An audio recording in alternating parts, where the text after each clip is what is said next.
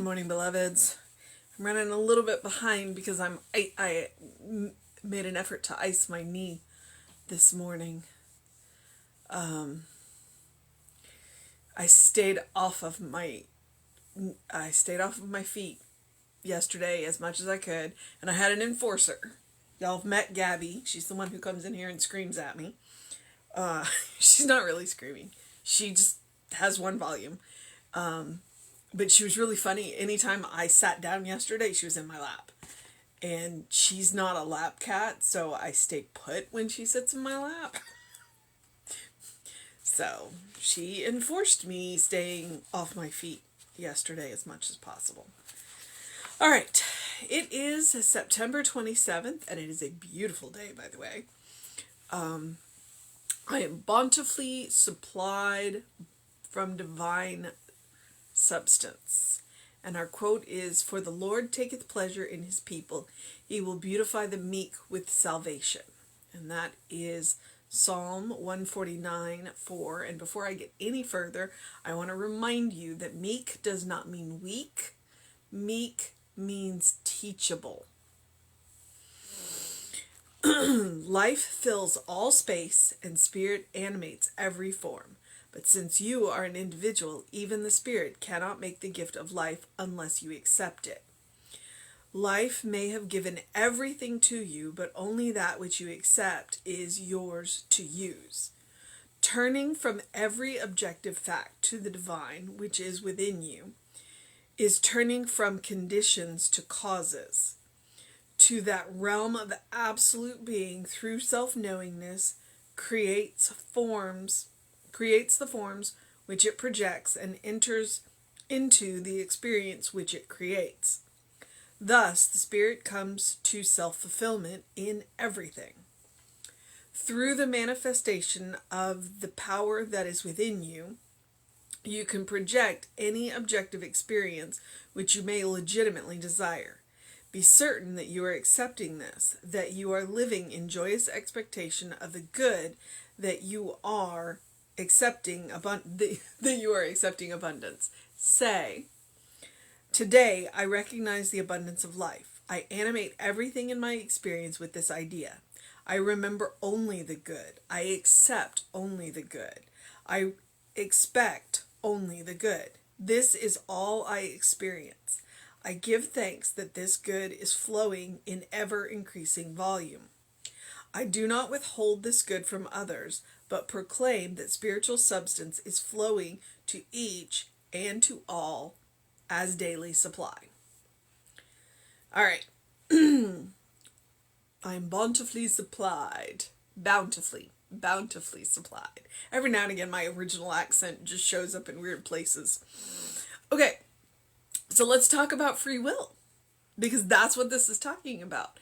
Because there's a lot of talk about free will. There's absolutely a lot of talk about free will, and everybody talks about free will. Well, it's do what you will. Do whatever you want. Yeah, I think it's a little more complicated than that. And that's what he's talking about today. Our free will is in what we're willing to accept. The divine has absolutely laid out anything that we want. The question becomes, what are we willing to accept? So free will isn't so much about doing whatever you want. It is a little bit, but it's about what you're willing to accept. The Serenity Prayer, which I find interesting, the Serenity Prayer is about knowing what you can change, what you can't change, and having, the serenity to accept that. And I've recently seen it, especially around the women's movement, is to change the things I cannot accept. And so when we look at free will is definitely more complex. When Spirit chose to create us and Spirit chose to animate us, Spirit gave us free will and then handed us absolutely everything and said, "Here, what are you going to do?" And then we went, "Well, I'm going to do everything, or I'm going to do nothing, or I'm going to do somewhere in between." And that's where that free, what am I willing to accept? Am I willing to accept all of the good in the world? Or am I willing to turn my back on all of the good in the world and focus on what is not? to focus on the negative and the not preferred, and dare I say the outright evil, which is not a power in and of itself, but a misuse of the law. What am I focusing on? You know, what am I willing to accept? Well, I'm not willing to accept the misuse of law. One of my big things has always been resource management. It's like we have enough. We are just bad at getting it where it needs to go. And some of that is about willingness. And so, yeah. All right. I am bountifully supplied from divine substance. For the Lord taketh pleasure in his people. He will supply the meek with salvation. And then and that's the Psalm 149:4. Basically, when you look around at nature and you look around at the world is a beautiful place. And the world has this amazing way of creating from nothing. I mean, if you really look at the way plants do that, plants create from nothing. They literally create themselves out of the air, because they take carbon out of the air and create themselves. And so the world is a beautiful place. And the salvation will be for those who are teachable, because they will learn to work with nature. They will learn to be in alignment with the natural laws of, okay, if I do this, this is what happens. Cause and effect. Which is a biggie in science of mind, cause and effect. And he's going to talk about it. Life fills all space and spirit animates all form. That's what I'm talking about. Since you are an individual, even the spirit cannot make the gift of life unless you accept it. And that's what I'm talking about, free will. Spirit will grant you anything you could want or desire in alignment with spirit's nature. Sometimes you have to say that out loud, but you have to be willing to accept it. All right? That's the free will. Life may have given everything to you, but it is only that which you can accept is yours to use. Okay, which is why we talk about the cup of acceptance. How big is your cup of acceptance? Were you brought up to believe that your cup of acceptance is this big? Then that's all you're going to be willing to accept. Were you brought up to believe that your cup of acceptance is the entire world? Then that's going to be what you're willing to accept. What you do with what you accept, there's that may be a question too. That may be a question too. Turning from every objective fact to the divine, which is within you, is turning from conditions to causes. And so this is what I'm talking about. Conditions to cause. So when we turn away from what our life looks like, and we turn within and we go back to spirit and we go, well, okay, I'm not so happy about this. What do I do?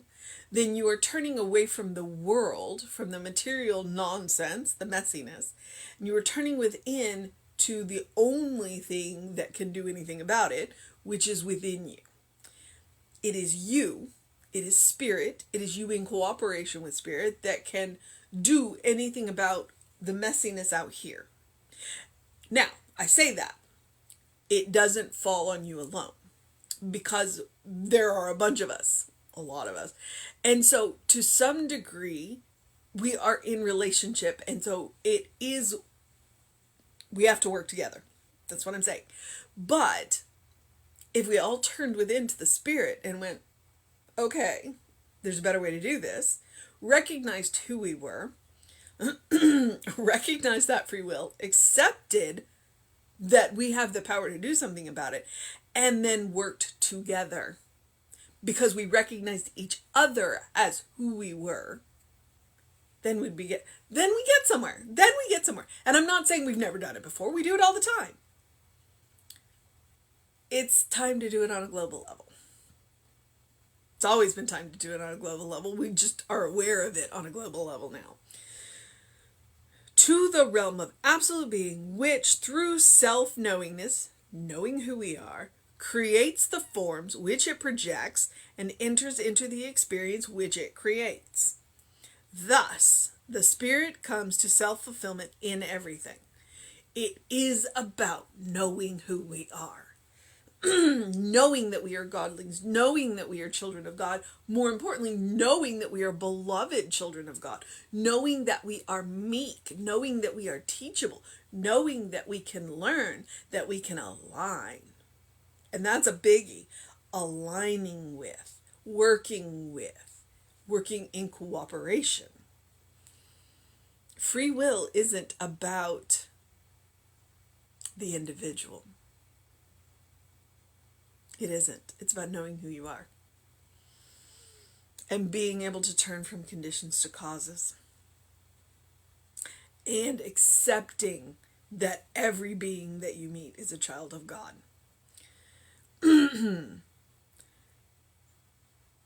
Through the manifestation of the power that is within you, you can project any objective experience that you may legitimately desire. He always uses those words, legitimately.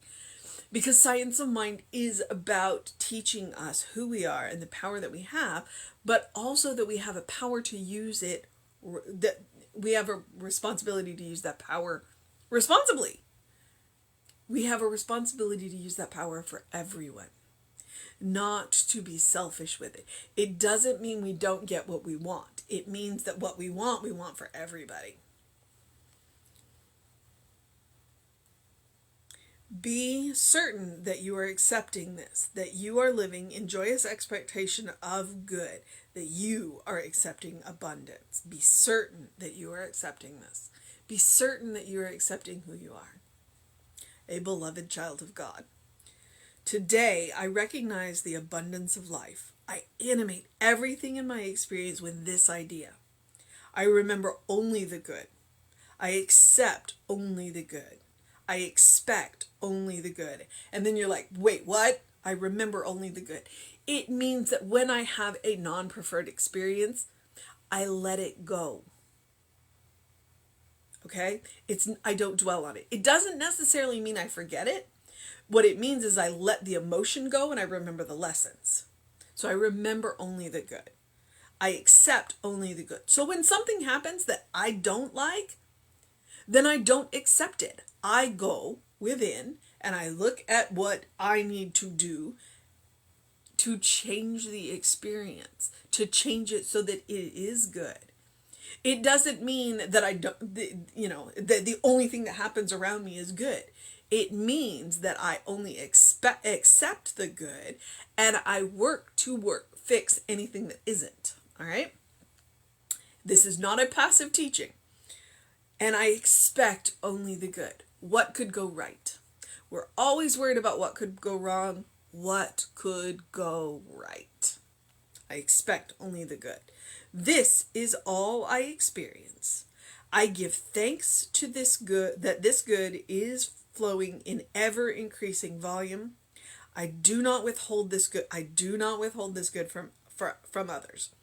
Core of our teaching is what I want for myself, I want for everyone.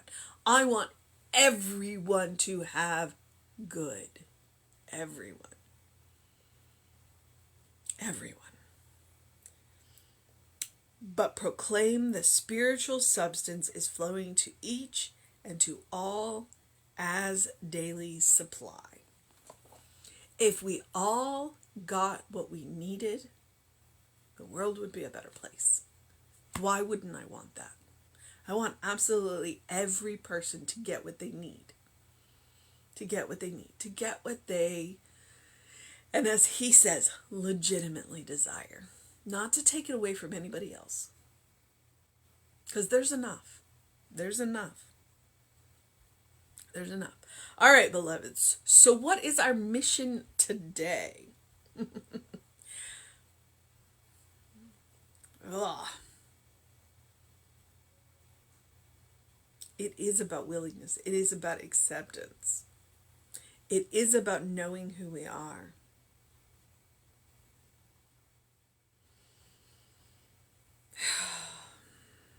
Ugh. I'm trying.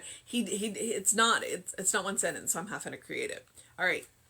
Our mission today, should we choose to accept it, is to turn from the objective fact to the divine, to know who we are, and to be willing to accept who we are, and to know who absolutely everyone else is too, to recognize that we are divine children of God, that we are godlings, each and every one of us. And if we are willing to accept that, to take that free will and accept the bounty around us, that's the mission. It's always the mission, to know who we are. All right, beloveds. I'm going to move into the process of my day. And I'm going to encourage you, as I always do, to do something loving for yourself, do something kind for yourself, do something compassionate for yourself, whatever that looks like. Be it big, be it small, be it all day, be it just take 5 minutes and take some deep breaths. You know, it can be as simple as that. Just to sit down for 5 minutes and take some nice deep belly breaths, to breathe in and then breathe out a little bit longer than you breathe in. It's science that actually does calm the body down. So when you're having those moments, you know, breathe in for a count of 4, breathe out for a count of 6. You don't even have to hold your breath. That's a completely different thing. Just breathe in and then breathe out a little longer. And it will calm you down. And that is a loving, kind, and compassionate thing you can do for yourself. And the best thing about that kind of loving, kind, compassionate thing, 1, it calms you down.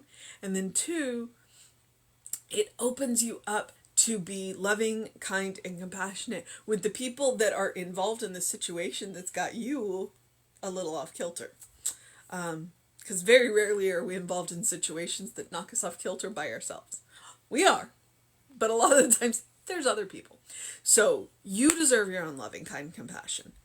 You also want to make it a permanent habit, a default setting, and then you'll bank it. And the more you have banked, the more love, the more kindness, the more compassion you have banked in your bank for yourself, the more you will have to share.